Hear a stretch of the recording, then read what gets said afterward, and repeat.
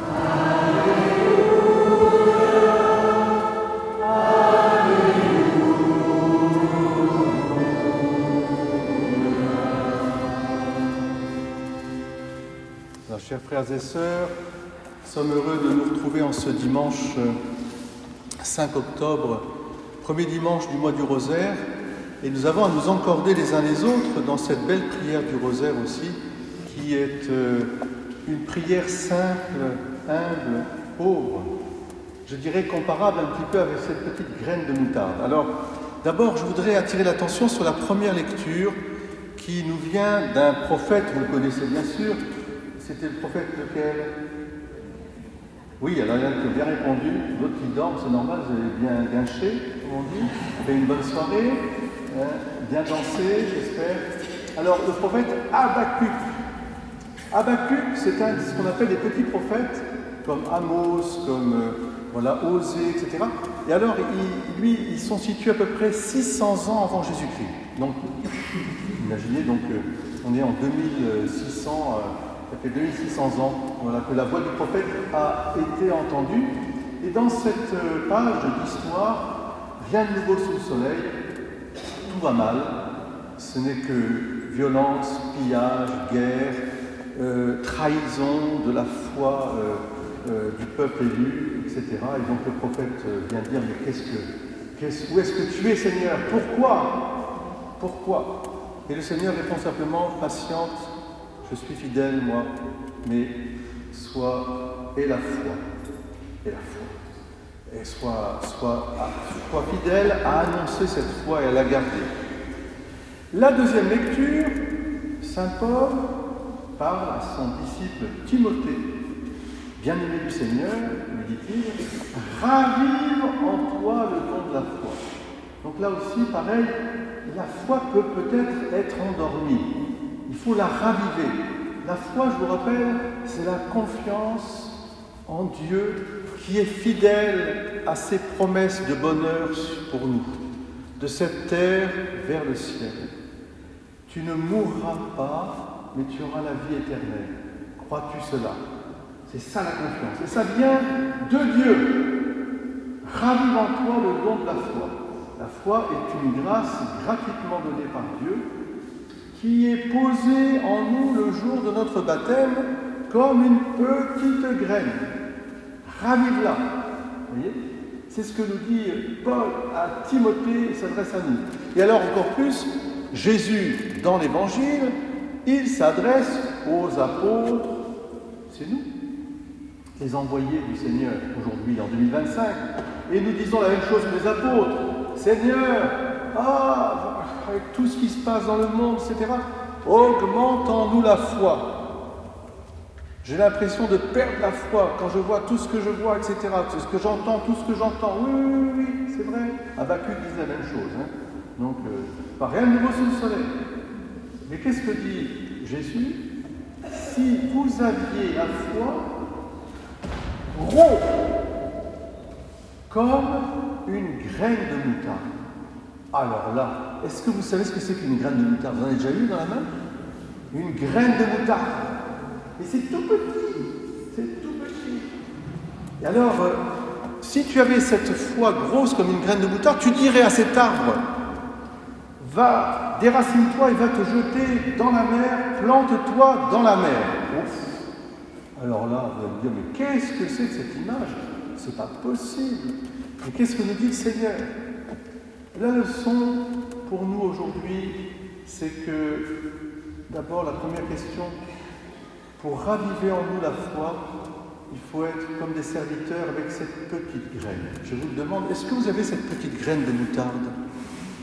Est-ce que vous l'avez? Oh là là! Réveillez-vous! Mais ceux qui dorment peuvent dormir. Mon cœur dort. Mon cœur est vigilant. Hein, je dors, mais mon cœur est vigilant.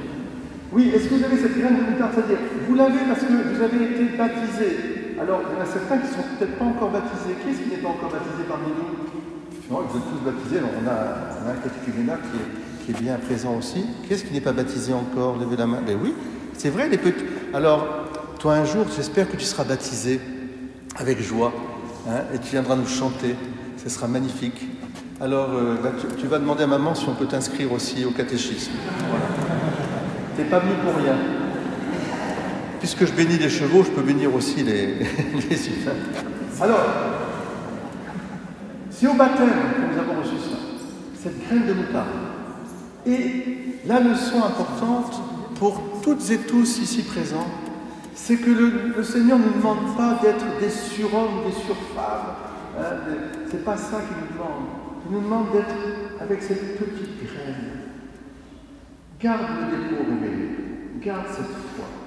C'est parce que c'est moi. C'est ça la petite pointe. C'est moi qui ai tout fait depuis la création jusqu'à la récréation. Je ne vous demande pas de faire des mille et des cents. Hein. Je ne vous demande pas de porter le monde. Je ne vous demande pas de misère, etc. Non, c'est pas vous, vous ne pouvez pas. Ce que je vous demande, comme au pied de lui aussi, ce que je vous demande, eh bien, je vous demande simplement d'être cette petite graine. Toujours. Enfouie, mais ravie de pouvoir être des croyants.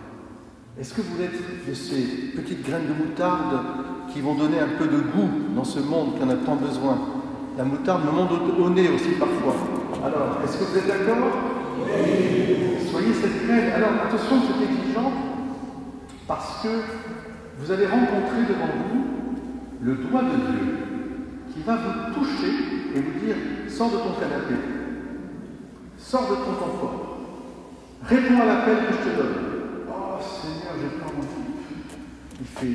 Il est trop tôt, j'ai envie de me recoucher. Ou alors, je n'en peux plus.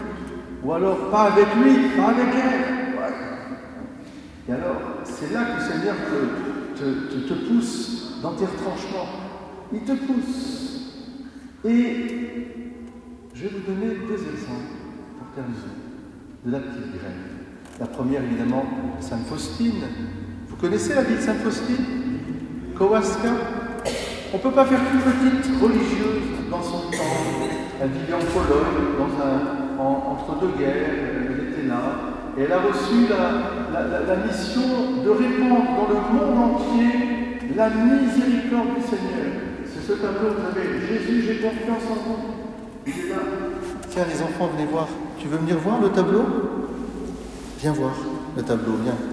Mets-toi dans l'allée centrale. Tu te mets là? Regarde, il est là, Jésus miséricorde. Tu le vois le tableau? C'est lui.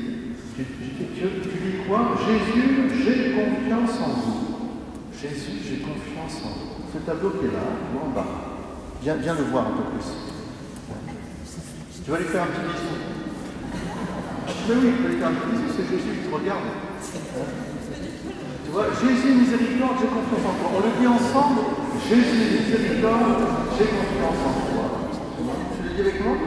Jésus miséricorde, j'ai confiance en toi. C'est trop beau. Alors, cette petite religieuse, Sainte Faustine, tu vois, tu vas revenir à ta place, eh bien, elle était inconnue du monde entier, recluse dans son petit monastère, inconnue du monde entier. Et même, je vais vous avouer quelque chose, son confesseur croyait en elle, et ils ont eu tellement d'obstacles que quand elle est morte, son œuvre n'avait pas été répandue. Ce que Jésus lui a demandé de répandre, c'est Jésus miséricorde. Et elle a dit à son confesseur, je laisse ça entre les mains du Seigneur, s'il veut que ce soit fait, ce sera fait. Et même l'Église de son temps, dans les années 50, oh, encore une dévotion en plus, bon, non, on met ça au tiroir. Et puis, non pas Zorro est arrivé, mais encore mieux, un certain Karol Wojtyła est nommé le pape Jean-Paul II.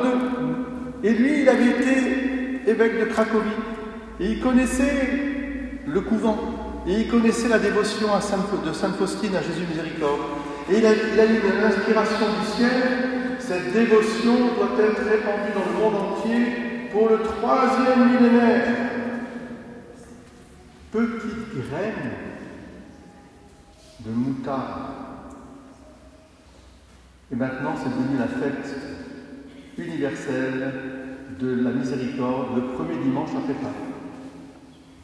Sainte Faustine a été élevée au rang de sainte, bien sûr, et son message s'est répandu dans le monde entier. Ce tableau est partout dans le monde entier, partout. Petite graine de moutarde. Elle a été fidèle et surtout, elle s'est abandonnée à la providence. J'ai confiance en toi, mon Dieu. C'est pas moi qui fais, c'est toi. Sinon, si tu devais compter sur moi, l'Église ne serait pas là, croyez-moi. Et même l'Église de Pierre, regardez, c'est mon deuxième exemple. Au 7e siècle, un évêque, ça arrive que des évêques aient des visions aussi. C'est Saint Aubert. Il reçoit la visite d'un archange, Saint Michel, qui lui dit qu'il faut construire une église sur ce tas de cailloux dans la mer. Ça vous rappelle quelque chose. Si tu avais la foi comme un grain de moutarde, tu dirais à cet arbre d'aller se planter dans la mer. Il dit la même chose que nous. Hein. Oh, qu'est-ce que c'est que cette histoire? Mais comment on peut faire? Impossible n'est pas français. Mais impossible, il ne se trouve pas Dieu. Et alors, Aubert dit non, tu ne peux pas. Quoi, tu ne peux pas? Le doigt de Dieu va me toucher. Il touche le front de l'évêque, et tellement il a touché, un peu comme moi, j'ai une marque là ici. Eh bien, c'est qu'il y a une trace dans son crâne qu'il conserve à Avranches, il y a une trace de ce doigt de Dieu par l'intermédiaire de l'ange en disant qu'il n'a pas été eu assez de foi et confiance. Et là, il se révèle, il dit je vais faire ça. Et c'est le Mont Saint-Michel. Le Mont Saint-Michel qui est une prouesse de foi. Ce n'est pas la prouesse technique, c'est la prouesse de foi. Devant la mer, qui est le symbole biblique des forces du mal, se dresse ce Mont Saint-Michel avec la statue du Mont Saint-Michel qui nous rappelle qui est comme Dieu et qui écrase le serpent et qui veille sur la France, fille aînée de l'Église.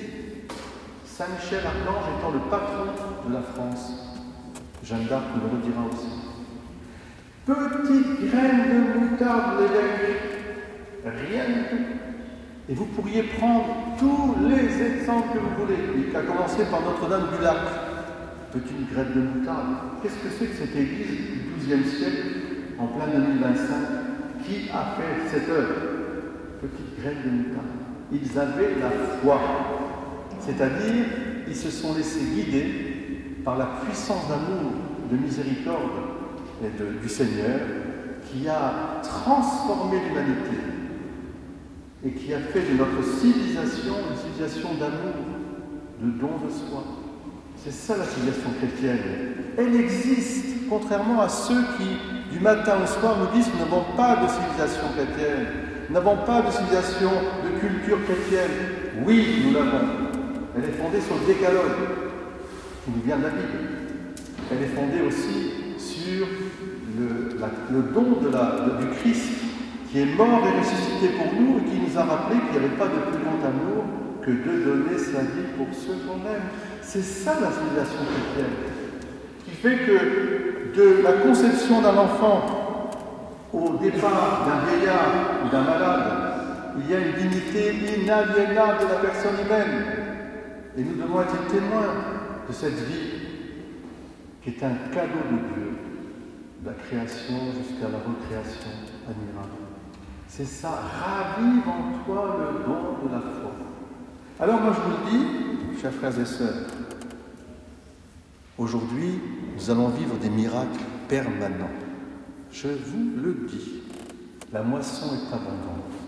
Énormément de jeunes. Le pape Léon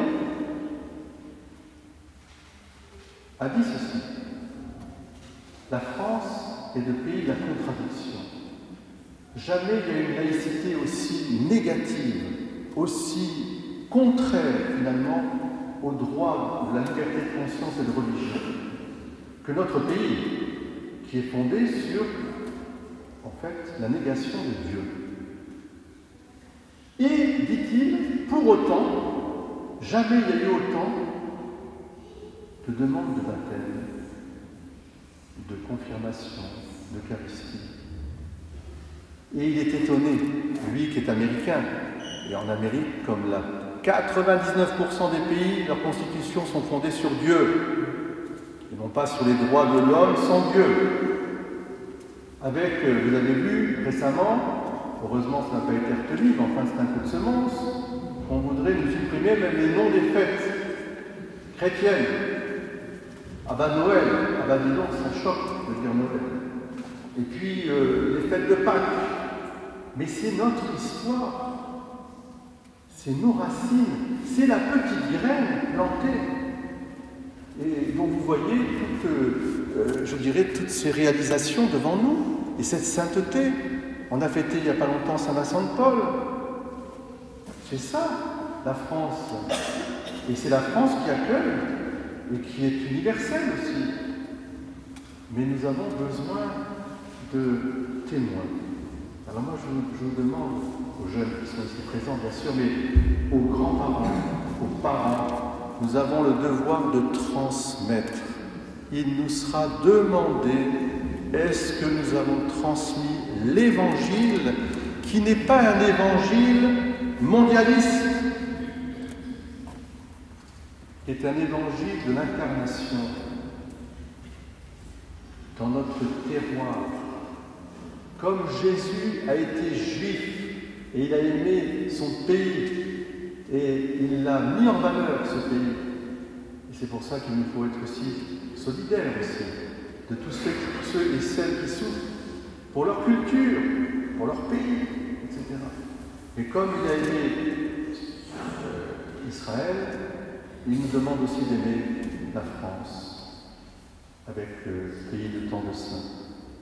Et bien que cette France, terre d'accueil, soit aussi une France fière d'être fondée sur la foi de nos pères, cette petite graine qui a donné cette belle civilisation aussi. Douce France, que le Seigneur nous garde et que Saint Michel nous protège. Amen.